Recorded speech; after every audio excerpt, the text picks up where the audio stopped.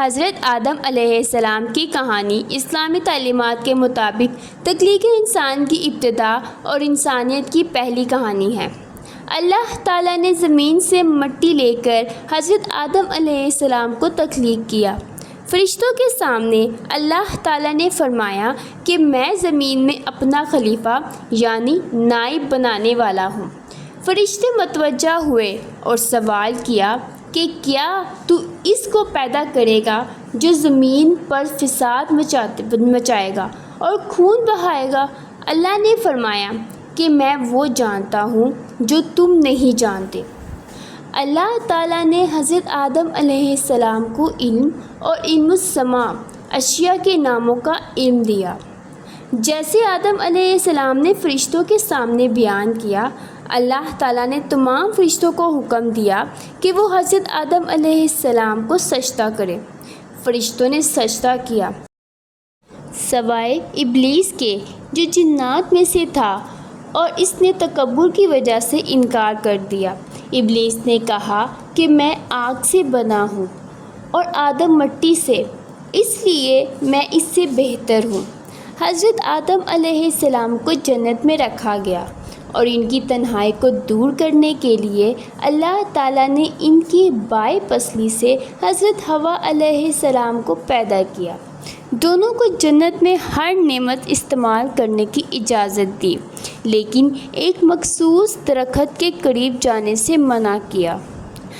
ابلیس نے حضرت آدم اور حضرت حوا علیہ السلام کو وسوسہ ڈالا اور انہیں ممنوع درخت کا پھل کھانے پر مجبور کیا۔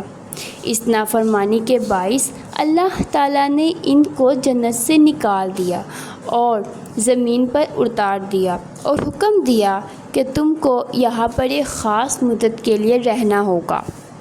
حضرت آدم علیہ السلام اور حضرت حوا علیہ السلام نے اپنی غلطی پر فوراً توبہ کی اور اللہ سے مغفرت مانگی۔ اللہ تعالیٰ نے ان کی توبہ قبول کی اور انہیں زمین پر خلیفہ مقرر کیا۔ حضرت آدم علیہ السلام اور حضرت حوا علیہ السلام کی زمین پر زندگی کی ابتدا ہوئی اور ان سے کئی اولادیں ہوئی۔ حضرت آدم علیہ السلام کی اولاد میں حابیل اور قابیل کی کہانی بھی بہت مشہور ہے۔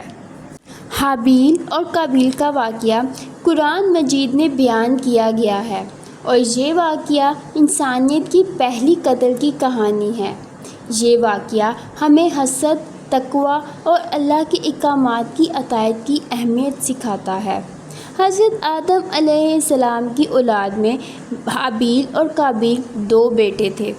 ان کے درمیان اختلافات کا آغاز اس وقت ہوا جب اللہ تعالیٰ کے حکم کے مطابق دونوں نے اللہ کے لیے قربانی پیش کی۔ حابیل نے اپنی بہترین بھیڑ قربان کی جو اللہ تعالیٰ کو پسند آئی اور اس کی قربانی قبول کر لی گئی۔ قابیل نے اپنی کھیتی باڑی کی معمولی فصل سے قربانی دی جو اللہ تعالیٰ نے قبول نہیں کی۔ قربانی قبول نہ ہونے پر قابیل کو غصہ آیا۔ وہ حابیل سے ناراض ہو گیا اور دل میں دشمنی پال لی۔ قابیل نے حابیل سے کہا کہ وہ اسے قتل کر دے گا۔ حابیل نے جواب دیا، اگر تم مجھے قتل کرنے کے لیے ہاتھ بڑھاؤ گے تو میں تمہیں قتل کرنے کے لیے ہاتھ نہیں بڑھاؤں گا، کیونکہ میں اللہ سے ڈرتا ہوں جو سارے جہان کا رب ہے۔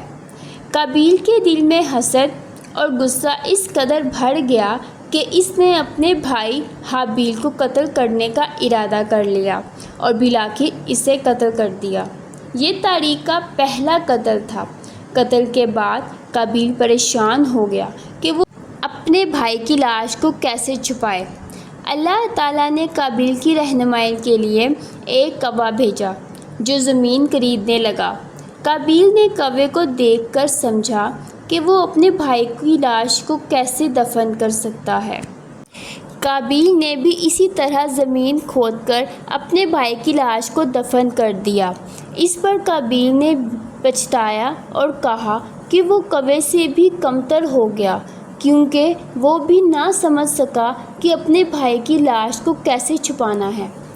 یہ واقعہ ہمیں سکھاتا ہے کہ حسد اور دشمنی سے بچنا چاہیے اور اللہ کی اطاعت کرتے ہوئے اپنی زندگی کو بہتر بنانا چاہیے۔ حضرت آدم علیہ السلام کی کہانی انسان کو آزمائش، توبہ اور اللہ کی رحمت کی اہمیت سکھاتی ہے۔